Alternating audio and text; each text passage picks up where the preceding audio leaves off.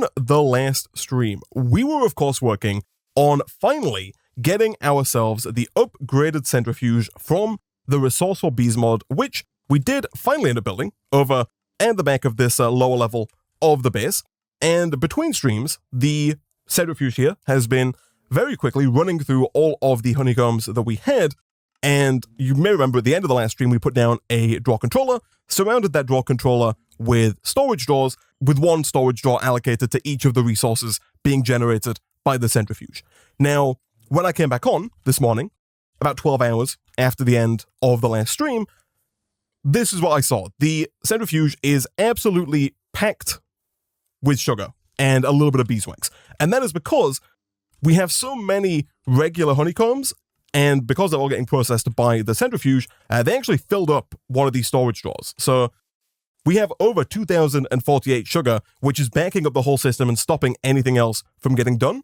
Now, between streams, I did also spend a little bit of time, as you can tell, kind of reorganizing the base. I got rid of that kind of haphazard section where all of our crates were before, and I moved that over to here. If we look at the map real quick, I've essentially just duplicated what we have here with our bee area, but over here with some more grass and a nice little central wood area for our crafting, our smelting, and our storage drawers, which may look a little haphazard right now, but I do have a plan for this wood here, similar to what we have with the poppies, to hopefully make this look a little bit more symmetrical in the future. I've also taken the advice of the YouTube comments and placed my 4 storage crates here, and I did upgrade one of them to diamond. We had, I think, 2 diamond and 1 gold previously. I made a new diamond, moved everything out of the gold into the new diamond, and then upgraded the gold to a diamond. So now we have 4 diamond storage crates, which was desperately needed. We were getting a little close to filling up all of the previous storage crates that we had.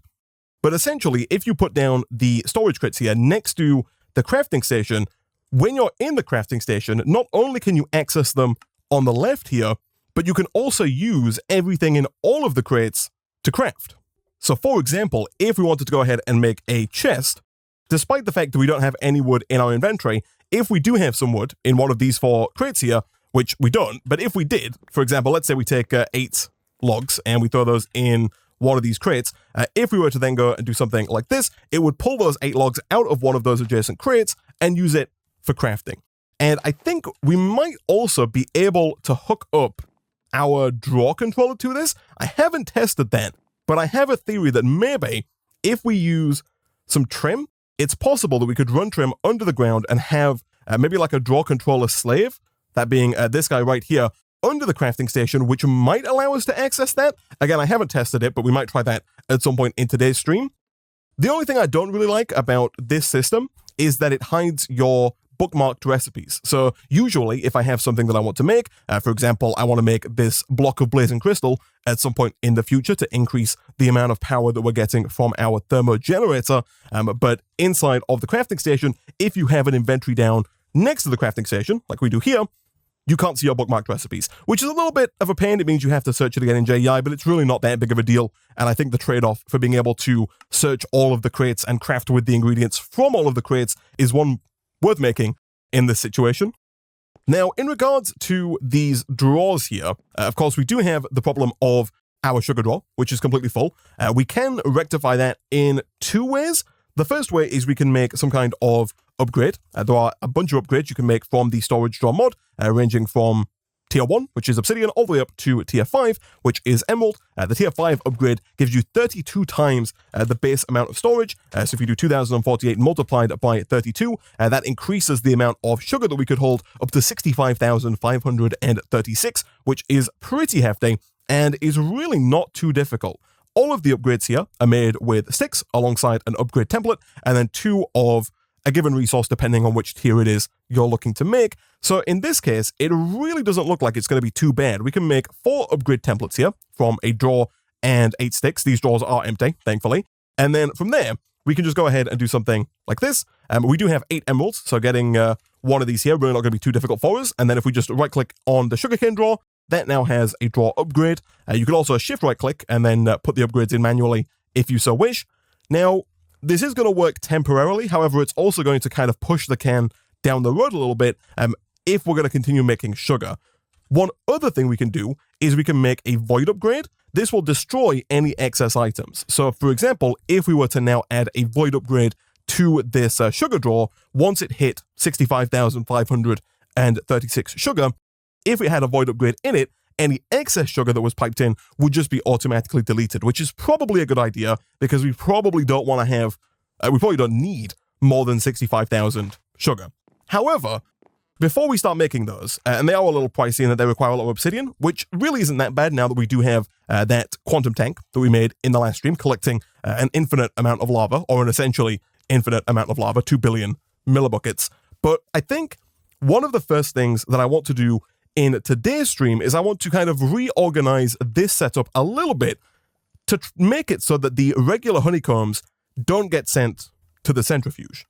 Because I don't really think we need much more beeswax, and we definitely don't need any more sugar, but it is quite possible that we might want to have the regular honeycombs available in the future, either to make more honey from cyclic, which we can make for honey blocks, or just to make more of these honeycomb blocks, which are used in the making of certain spawn bee eggs, which we are still making, and of course are used in the making of things like apiaries and hives. So I think instead we probably want to set up a new storage drawer for honeycombs and try and start splitting the combs that are coming into the item collector so that everything but the honeycomb goes down into the centrifuge and everything else heads on over to the storage drawer.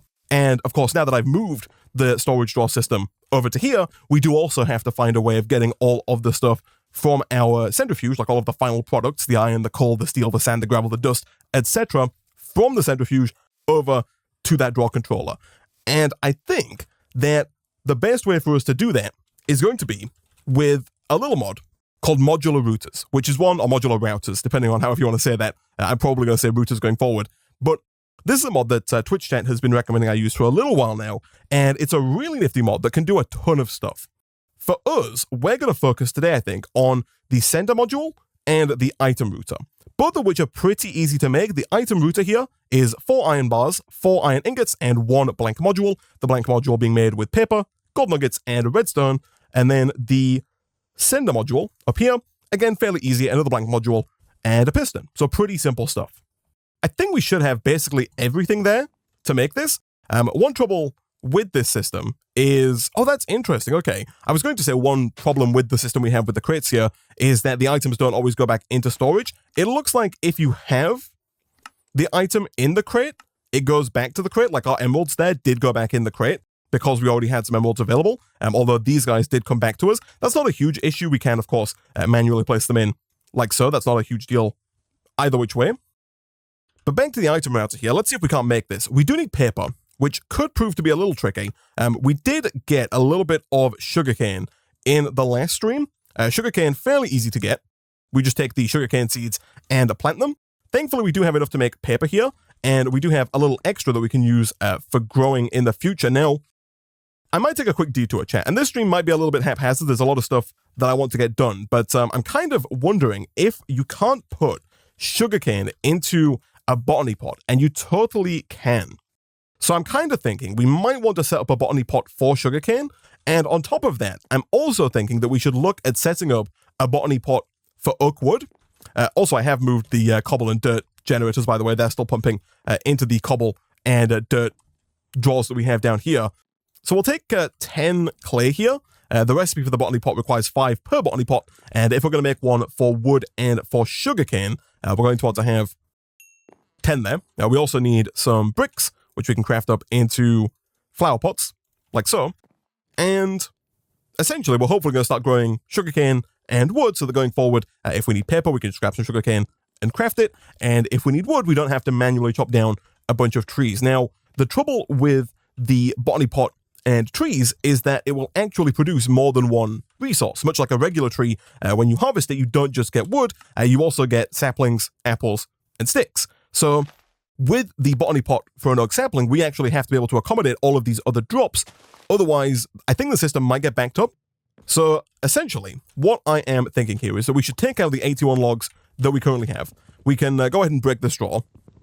And what we can do here is we can actually make a different kind of drawer that has 4 slots. This guy right here, the oak drawer 2x2. And if I'm not mistaken, the recipe for this, is 4 chests and then 5 planks. So we don't have any chests right now, but you can craft 8 logs directly into 4 chests, which is nice. And then from there, if we just craft up some more planks here, we should be able to pull a few planks from our system. Boom, and boom. So now, if we were to put the Botany Pot with a sapling on top of that, the logs, the apples, the sticks, and the saplings should all get placed into one of the 4 slots within this one 2x2 drawer. So the terracotta is now done. Beautiful. That should make it fairly easy for us here to get 2 more Botany Pots. We do, of course, once again want to upgrade those to hopping Botany Pots. And then from there, it should just be as simple as throwing down 1 Botany Pot for the sugarcane. That one is going to require sand. Throwing 1 down for the sapling, and then filling both those up. So we'll take a dirt for now and throw that in there. Again, there are better options, but right now I don't really think that we have easy access to any of those better options. In terms of the sugarcane seeds, can I just plant these down anywhere, or do they have to be next to water? They have to be next to water. Okay, that is fine. I did get rid of our unlimited water source when I moved things over, and so that does mean that I am going to have to temporarily pop down to our sink on the lower level down there to grab some water. So for now, at least, we'll put down water right here, and there we go, get some sugarcane. Which we should then be able to just place directly into this Botany Pot right here with some sand, and then every 40 seconds, we're going to have, I think it's a 75% chance to get more sugarcane. Nice. So now we have this set up, we can probably pivot back over to the modular routers, right? So over here, we have the paper now. Let's go at modular routers. Do we have what it takes to make a couple of blank modules? I think the answer is definitely yes. Thankfully, you do make these in batches of 6, which is going to help us tremendously. You also get 4 item routers at a time there, which is very nice indeed. And then as for the sender module, we already have everything good to go, which is perfect. And I think, if I'm not mistaken, I'm going to want to have 2 sender modules here, so we are going to need a little bit more in the way of cobblestone to make a new piston, but that should not be a problem whatsoever. So essentially, chat, the plan here is to use the sender modules kind of in place of the item pipes, because while the item pipes here are good and they benefit from being able to move items very quickly, I don't think that the item cables from Cyclic have any kind of filtering capabilities. I don't think that, for example, we could say to this item pipe, only pull out honeycombs and not, seal combs or redstone combs or any other comb. So what we can do with the item router is we can place it down, and then with the sender module, what we can do in here is we can whitelist and blacklist which items we send using this router. So let me get a chest real quick just to show you guys how this works. So essentially, if we hover over this, you'll see it says hold I for more information. If we hold I, it sends items from the router's buffer to any inventory directly along an X, Y, or Z axis. Clear line of sight is required. Opaque blocks will prevent sending. So if we were to put a chest here, and it doesn't have to be on the front side, but just for example, we'll do that for this showcase, and we right-click on the sender module. Up here, you can decide which side you want to send items from. So in this case, we've put our chest coming from the front of the item router. This is the front, this is the back, and then of course you've got all the sides around it. So if we click front, and if we put this in here, in the module section, now any item that's piped into the router, like this wood here, will get sent directly over to this chest. And the added benefit is you get to see the items spin and fly through the air to that chest, which I think looks pretty cool. Now, if you wanted to, you could take this another step further here. Let's say we put another router down over here. You could then have this router extract to the left. And let's say with this router, we want to whitelist cobblestone, right? So we might have to blacklist cobblestone on here. I'm actually not too sure. But let's say we put this one in as well. So we have 2 routers, and we put in cobblestone. That cobblestone made its way over here, which is not what we wanted. But if we take that first module and we blacklist cobblestone, so blacklisting basically means don't send it. Whitelisting, do send it. We'll put that back in like so. Now if we put the cobblestone goes to the left item router, and everything else should continue going to this chest. Pretty cool. So the plan here is to have everything from this item collector piped into one item router. We're then going to have basically everything go down into the centrifuge, like everything that's not a honeycomb. The honeycombs we want to get into our draw controller. Now, by default, the sender modules here do have a maximum range of 16. You'll see it says range 8, base 8, max 16.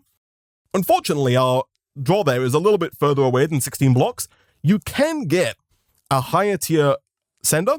If we go for the Mark II sender module, this can transfer up to 48 blocks away, which is pretty good. However, it does require an ender pearl.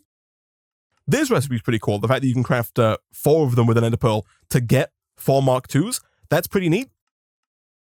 Now, we could try and get an ender pearl. It might not be too difficult for us, and I think it might be worth the investment because we also have to send all of the finished products, right? All of the iron, all of the coal, all of the steel, the sand, etc. All of that stuff has to be piped over that way, and I think it would be pretty cool if we had one of these item routers just kind of blasting items all the way along, like through the middle of the base here. You can also speed these up, by the way. We do have access to speed upgrades. Right now, they're a little pricey. They do require blaze rods, which we don't have at the moment, but as soon as we get some blaze bees and get those automated, we should be able to add those, and at which point the items do start moving much, much quicker. So I guess, chat, let's see if we can't get a few more of the Enderman dolls, which are actually called the creeping dolls here. I think we'll go for like 4 or 5, because the odds of us getting another ender pearl from one Enderman I think are quite low. But really, this shouldn't be too difficult, I don't think. Getting another porcelain doll here, or another batch of porcelain dolls, should not be a problem. We do have a good amount of both clay and bone meal now. And then from there, we should be able to make 6 more dolls. Again, emerald's not really a problem right now. Glowstone-wise, I'm actually not quite sure how we're doing. We've got loads of glowstone, that's perfect. And then all we're missing really is the black dye. I think we've got like 8 or 9 or 10 nether wart. So we just need like 16 black dye maybe, which if we take a mystical black petal here, again, is going to be a nice and easy thing for us to do. All right, so a bunch of mystical black petals later. Let's once again grab our pestle and mortar, grab a bunch of black dye, and from there, we should have everything it takes to get maybe 4 or 5 creepy dolls. Beautiful. And much like before, all we have to do now is utilize witch water to spawn some endermen. Twitch chat is recommending that before I spawn in an enderman here, I invest in an emerald sword, which I think is not a bad plan. It seems pretty good, at least compared to the iron sword that we currently have, and is going to make killing these endermen just a little bit easier. I have set up a little bit of a hideous platform right there because the endermen are going to spawn near to the witch water. I might have to make the area around the witch water a little bigger because I'm not quite sure how close to the barrel the endermen spawn. This, of course, a very temporary little, addition to the platform that I will be getting rid of as soon as we're done with the enderman here. But essentially, if we just do something like this, hopefully we have a large enough area for these endermen to spawn in. We can then quickly eat some honey apples. And then from there, if we just kind of stand back here and spawn in an enderman, when the enderman does spawn in, we should be able to kill them from underneath this platform. And hopefully, in one of these 4 endermen, get at least 1 ender pearl. Hello, my friend.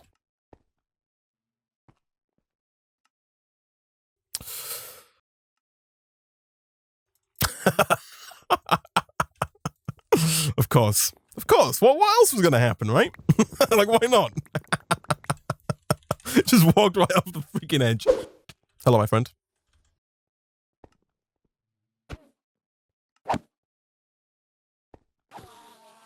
Oh, look at that.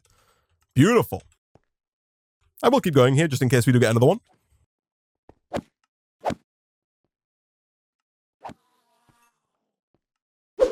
Okay, so a couple of enderman fights later, we now have 2 ender pearls, which is not bad, out of 4 endermen in total there. So back to modular routers here. If we want to upgrade to tier 2, I think it probably is going to be worth going ahead and using the second recipe, where we upgrade 4 modular 1 routers, 4 Mark 1 routers to 4 Mark 2 routers, just at the cost of 1 ender pearl. That seems like it's going to be the most efficient way of doing this. So let's go ahead and craft up 3 more pistons. From there, we should be able to make 3 more of the Mark 1 variants. We'll also go and grab the one that we put in over here. Boom. And boom. Okay, so we have, I made 1 too many, but that's fine. We have 1 Mark 1 and then 4 Mark 2. So I think, chat, though what we should be able to do now is if we take one of our routers and we put it down directly opposite the draw controller, I think that we should be able to send, for example, let's say sugarcane, which we should have down in here. We should be able to shoot sugarcane directly over into that draw controller right there. We might have to tweak the default range, which is set to 24. So it looks like to upgrade the range from the base of 24 to the max of 48, you do need a range augment. I think the draw controller there is maybe like 25 blocks away. Let me test this real quick. If we put you in here and I do this, and I do this, that doesn't work. Of course that doesn't work, Isaac, because you didn't set the side? So Twitch chat has helped me out a little bit here. With the Mark 1 sender, you configure it inside of the module. With the Mark 2 sender, you have to shift right click on the one that you want. Does that really work diagonally? It does. Oh my goodness. Chat, that is incredible. Wow. Okay, so the Mark 1 version can only go in the X, Y, and Z axis, whereas this one right here can just send it any which way it likes. That is incredible. Unfortunately, I don't know if we're quite going to be able to get all the way up to here, but let's give it a try, shall we? If I shift right click here, that is connected to the draw controller. If I put that in over here, is that going to work? People did suggest the torches could well be obstructive. I don't know if they are, but they might be. Like I said, I think we're close to being 24 blocks away. So this does work, but the distance back to the centrifuge over here is definitely more than 24 blocks. And so if we do want to actually take advantage of that maximum 48 block range, we are going to have to invest in some of the range upgrades, or the range augments, these ones right here, which don't seem too difficult. They're made with nether quartz, a stick, and then an augment core, which you make with a blank module and a blank upgrade. And the upgrade is paper, lapis, and gold. Hopefully we have a couple of pieces of sugarcane now. We do, we've got 25 in total, and so we should be able to get all of the paper required nice and easily. And then from there, hopefully getting the blank upgrade is going to be nice and easy. We might want to get another batch of blank modules there, which also not going to be a problem for us. And then the question is, do we have enough nether quartz? And the answer is no. Also, the range add-ons increase the range by 1 block per add-on. So we are definitely like at least 10 blocks away. So we probably want to go for like 12 upgrades here if you make them in batches of 4. So 4, 8, 12. And then we want to upgrade each of those to range upgrades. So we're going to have to get like at least 9 nether quartz, which shouldn't be too difficult. We just have to get some soul sand and sift it. So a little bit of soul sand sifting later, and boom, we have 16 range augments there, which I think should be more than enough to move this guy back a couple of blocks. Let's say we put it down like right about here. We throw in the augment, we throw in some sugar, and we throw in, of course, the range add-ons, which I believe go up here. By up here, I mean, oh, they of course go, that's my bad chat, they go into the module itself, I think. Yes, like that. Boom. There we go. Look at that, chat. So going forward, the plan, and people have pointed out that this is like not the most practical way of transporting items. If you don't want to make the range add-ons, you can of course just put another item router about halfway through, because you can send from one item router to the other and then to the draw controller. You can also of course just use an item cable. That would work as well, and be more practical maybe, especially for what we're going to use this for. But I think it looks cool to have these items shoot across the base. And the only trouble now is potentially the speed at which they're going. And so once we get a Blaze Bee farm up and running, we're definitely going to start to look at speed upgrades, which allow this thing to shoot the items even faster. But before we get too far ahead of ourselves, let's quickly fix up this system here.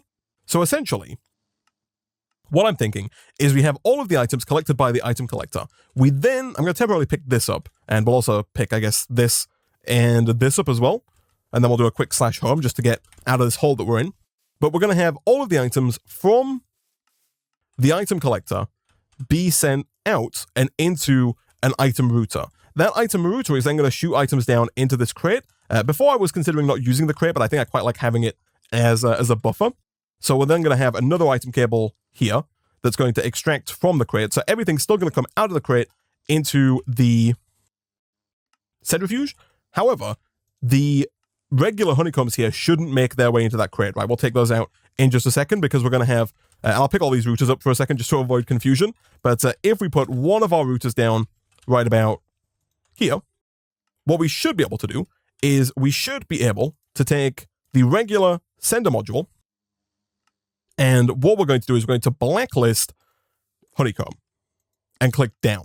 So if I put this in here, what should happen is everything gets pulled out of here, if we set that to extract, and gets sent to here. Everything that's not regular honeycomb should get shot down into this crate, right? So I then think we're going to have another module, and we'll use a tier 2 for now, even though we don't necessarily need a tier 2 for this, but we'll go ahead and shift right click here. And in this one, we're going to whitelist the honeycombs. So now any honeycombs that end up in here should get shot directly over to here. And then here is where we're going to have the ultimate sender.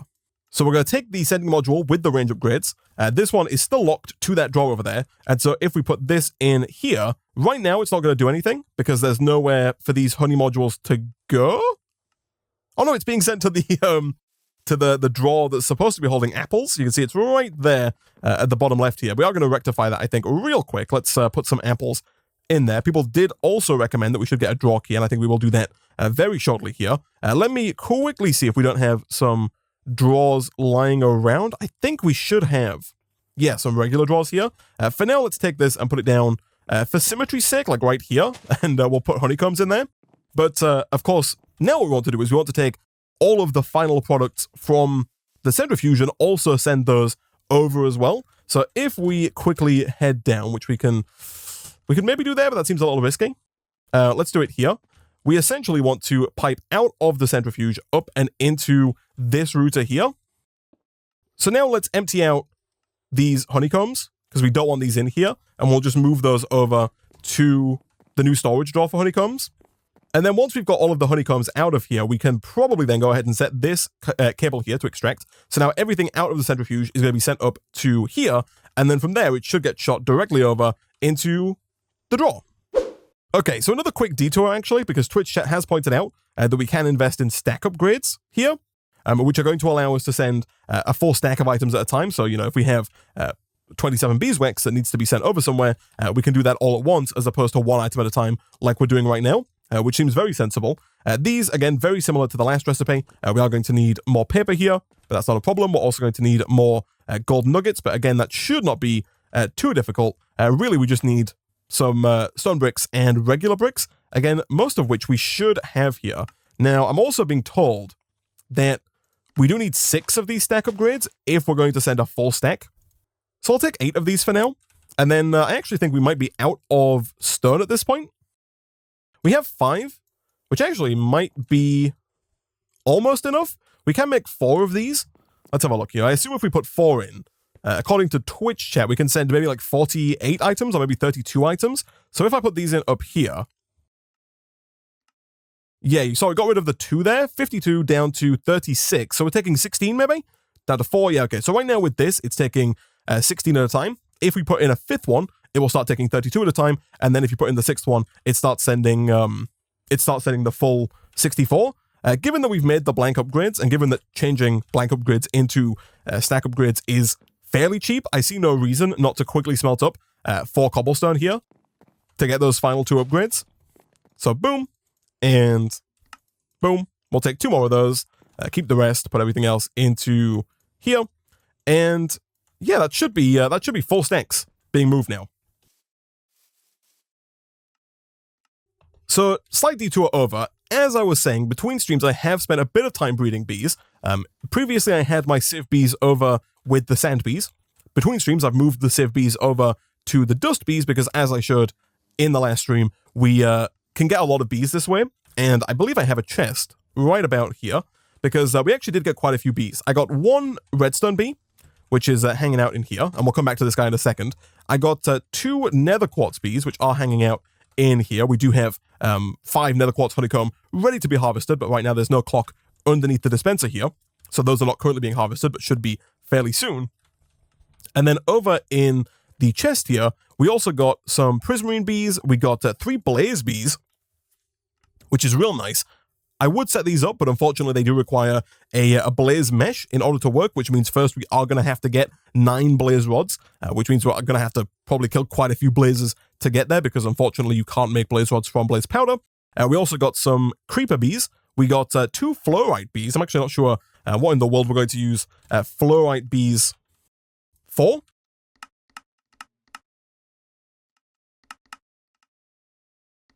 Apparently the answer is just for fluorite from Mekanism, which I don't think I've used in the past, but could potentially come in useful at some point in the future. We also got some Certus Quartz bees, which we can use if we want to go with Applied Energistics 2.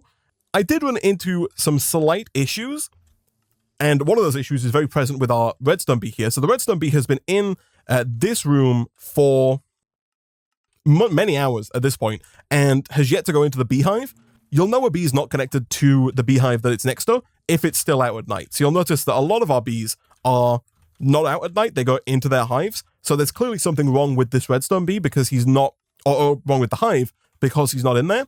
I was also having this problem with the Certus Quartz bee. I found the solution to just pick him up, break the hive, and replace the hive, and then put the bee down again. I usually find that the bee then goes into the hive. So now that bee is connected. I think the problem is if you put the beehive down like a long time before you actually put any bees into it, it might just be a server-side issue that I'm running into. It might not be like a regular thing that you run into, but if you are running into that issue, just try break and replace the hive. It usually works quite fine, and eventually these bees will stop being so angry at me. I did try to get another redstone bee. Like I did a lot of breeding between these guys. Obviously, you do have to wait 5 minutes between each breeding session, and in fact, we should be able to do it now. It's been more than 5 minutes since the start of this stream here. So if we grab a little bit of dust and some poppies, we should be able to give the breeding a go and hopefully come across a new redstone bee. The redstone bees are quite nice because you can grow them into adult bees fairly quickly with like half a stack of redstone, as opposed to having to wait the full 20 minutes. It is a little tricky sometimes in this room to breed the correct bees, but hopefully we can get a redstone bee here. There are quite a few options when you breed a civ bee and a dust bee. But I think the highest percent chance is a redstone bee, but it's only 20% still. It's not particularly high. Did we get a bee? So I don't see a baby bee here. Maybe it like died instantly. I don't think it did. But let's try a different batch. Let's try like you and you. So they're doing work. And there we go. We got another Certus Quartz bee, which is not what we're after. Let's give this another try with another one of these guys.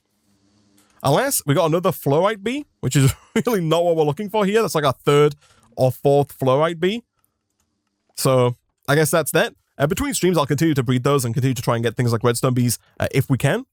Now, one thing I think we should look at upgrading is the system by which we currently trigger the dispensers. Because right now we've got a bunch of clocks down. And I mentioned this to the Twitch chat a little bit between in the last stream, but we can instead kind of replace the system we have with a slightly cheaper system that's going to work a lot better at scale. So you may have noticed I have the wireless redstone receiver and the wireless redstone transmitter bookmarked on the left-hand side here. My idea is that going forward, instead of making a new redstone clock for every single beehive that we have, for every single dispenser, what we can do is we can consolidate all of this down, have one redstone clock connected to a wireless redstone transmitter, which thankfully is fairly easy to make, and then have a bunch of wireless redstone receivers set up underneath each one of the dispensers to periodically trigger the harvesting of the hives every second, right? The reason this is better is that the wireless redstone receivers here are cheaper than the clocks. The recipe is pretty similar. It is cheaper because it requires just a bone block here as opposed to a comparator, but the main advantage is that you get 4 wireless redstone receivers per craft here as opposed to 1 redstone clock. So as we continue to add more and more bees to this setup, it's going to be a lot cheaper for us to do that if we use this wireless redstone setup. So all we have to do really is craft up the wireless receivers. Super easy. We are going to have to get another crystallized amber here, which is going to require a block of magma, but I don't think that is going to be too difficult. I think we do have everything that we need to get a magma block. We just have to craft up 4 magma creams. And boom. We then also need a fire charge, which again, I think we should have everything for. And in fact, before I do that, we should have some fire charges left from the last time we did this, right? We do. We've got 2 left there. Perfect. Let's not waste one of our blaze powder if we can avoid it. And then after that, it's just redstone, which we also have in abundance. Perfect. So let's get those going in the solidification chamber. So boom and boom. There is our wireless redstone transmitter. And boom. And I actually think we might need another one. Let's get one more batch here. 12 should be enough for the time being. Of course, we can make more in the future. Now, in order to actually connect these up, we also need GPS cards.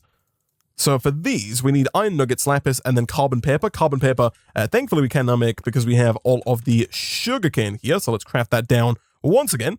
This Botany Pot here really paying for itself. Boom, and boom.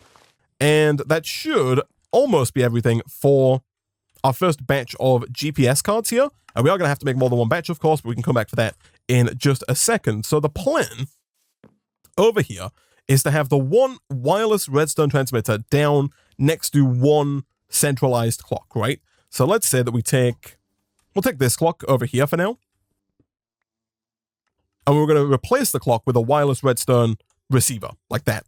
We're then going to have the wireless transmitter. For now, we'll put it down here. We might move this in a second. We're going to put the clock next to that. And of course, we'll set that once again to 20 ticks on the delay and 20 ticks on the duration.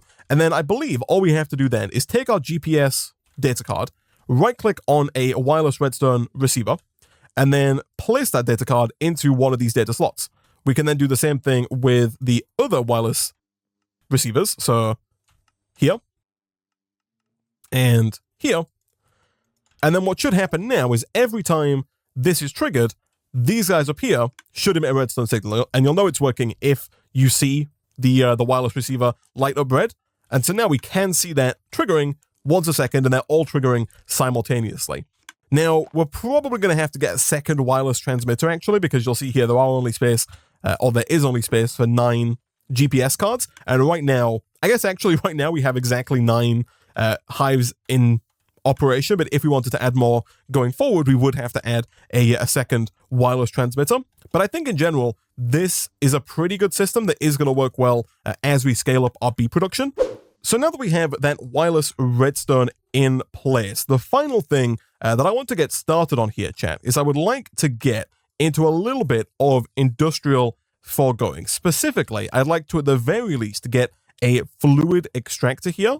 So the fluid extractor is going to allow us to produce latex, which in the future we can use in the latex processing unit to begin producing plastic, which we're going to need for basically all of the industrial foregoing machines going forward, including things like the dissolution chamber, which are used for quite a lot of recipes, including some that we showed before for things like refined storage and whatnot going forward, like this recipe here with the honey, the vibrant glass, the redstone, and the quartz-enriched iron is done in the dissolution chamber. So to get started with industrial foregoing, we need to get this pity machine frame. And as it mentions in the progression quest at the start of the pack here, to get into industrial foregoing, we have to go through Botania to get that pity machine frame. So back in the Botania questline, there is a quest up here for the pity machine frame, but to get there, we do first have to make the Runic Altar. Thankfully, the Runic Altar is fairly easy to make. It is 5 living rock with either 1 mana pearl or 1 mana diamond. We are almost certainly going to go with the mana diamond there. Both of those, by the way, are just made by throwing either an ender pearl or a diamond into a mana pool. Right now, we do have a little bit of mana. Not a ton, but hopefully enough to get us our first pity machine frame. In fact, if I do a quick /home here, which is just a quick way of me getting back from that side of the base.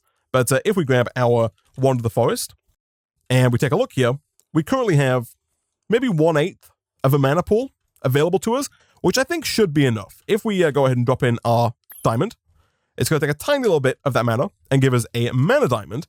And at that point, the question becomes whether or not we have any living rock left over from the first time we did Botania.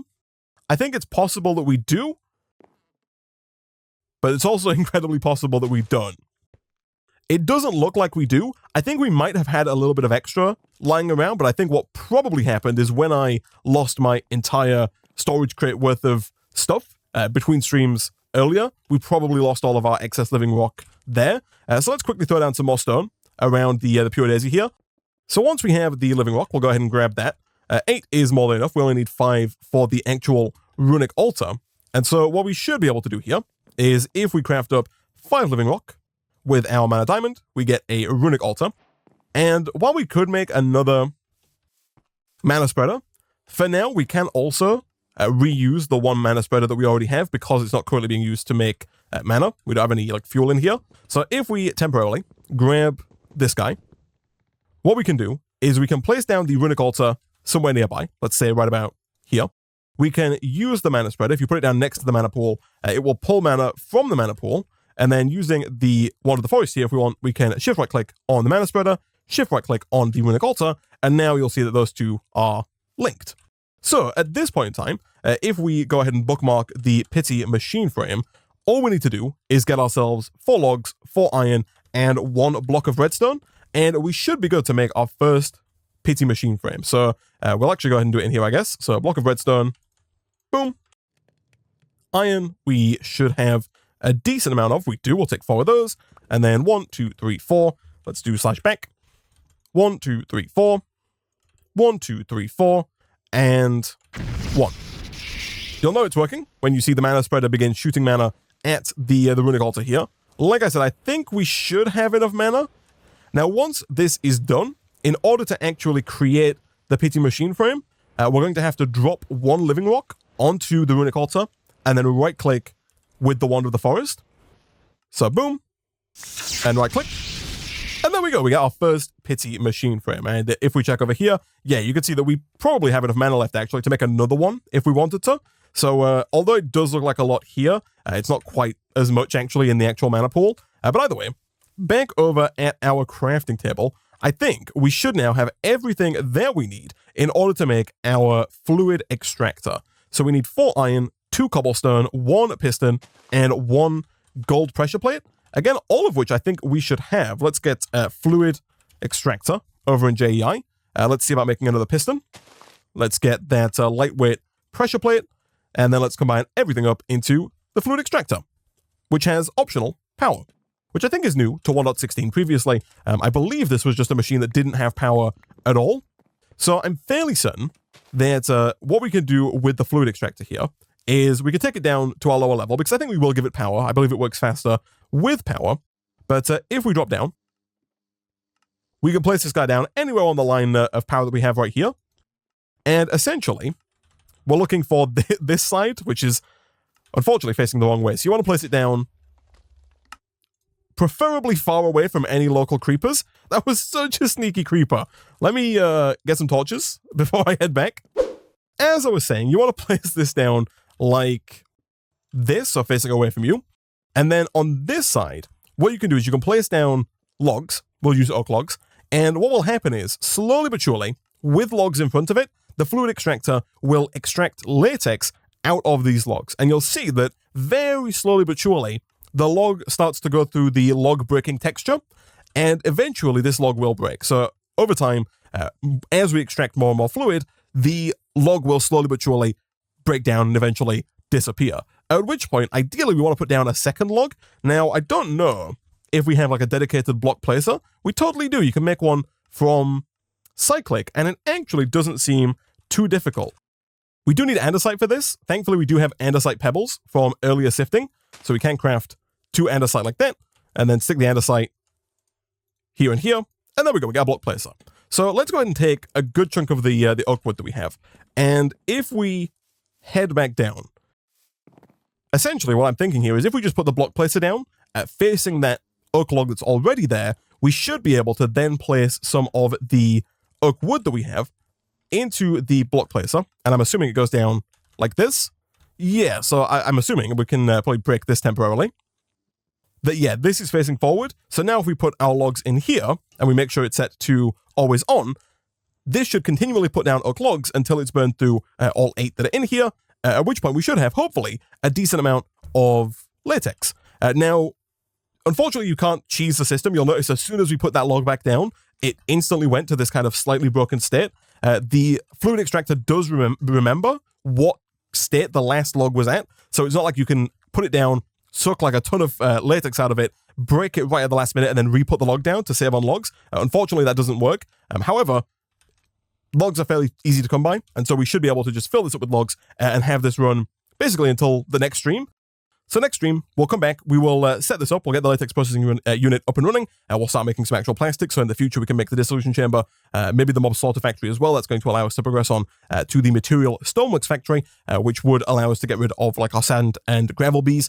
Would also allow us to start making things like stone and glass much easier. It's actually a really cool machine. I'm looking forward to getting one of those. It's going to make my life a lot easier in general, but I think between streams, I'll do some more bee breeding. I'll try and get another redstone bee. I will try and get more nether quartz bees. We'll set all those up. I did actually notice that currently our system is a little clogged because we don't have a drawer for nether quartz. And I do think that currently we have at least one drawer left over. We do. Let's go ahead and put that right smack bang in the middle there. That should start to send over nether quartz, I would hope. There it is. Beautiful. That's hopefully going to alleviate some of the backlog issues that we're currently having. But next time, we'll come back. We'll hopefully have some more bees. We'll look maybe at getting some blazes going.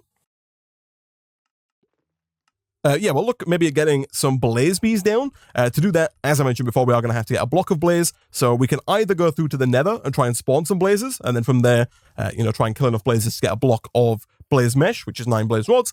Or we could look at potentially using the blazing doll from Nihilo, this one right here, which would also allow us to spawn blazes, much like we've been doing with the Enderman.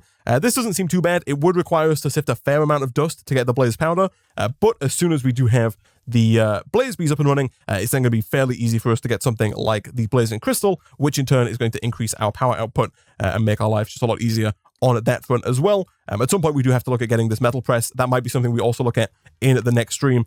And then eventually, if we want to progress forward into some of the other mods further down on this list, the first one that we have to start with is Astral Sorcery, because to get into Blood Magic and make the Blood Altar, you have to have a Starlight Crafting Altar, and Blood Magic is required to get into some of the further mods like Mekanism later on down the line here. But for now, guys, I'm going to go ahead and wrap up today's stream there.